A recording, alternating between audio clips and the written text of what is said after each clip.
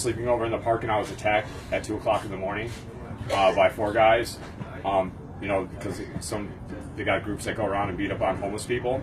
I had my eye knocked out of my head, reconstructive surgery on my face, 4 ribs broken, and that was a big changing point. I had left Bravo Base at the time to go use drugs because I was already here, and I left because I still wanted to use.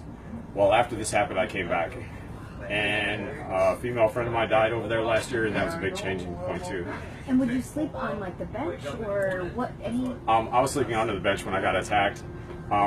We'd sleep all over in the washes. The cops would come one day and ask us to move somewhere else the next day, and just around this area for the past 6 years. If it wasn't for Camp Bravo and the group here, where would you be right now? Probably dead. Probably dead.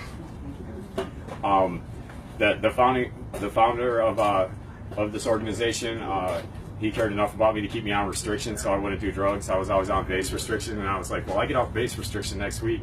And he'd say, no, you're still on restriction. And I'd say, why? And he'd say, because if I let you off restriction, you're going to use drugs. And it was exactly true. And so he kept me on base restriction until I went into long-term drug and alcohol rehab. And explain how important donations are for you guys.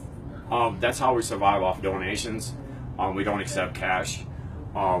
We have a great need for gas cards to get vets to appointments, for other staff members to provide transport to appointments and stuff like that. We have a great need for water. We go through a lot of water, being that we give the community, the homeless community, water.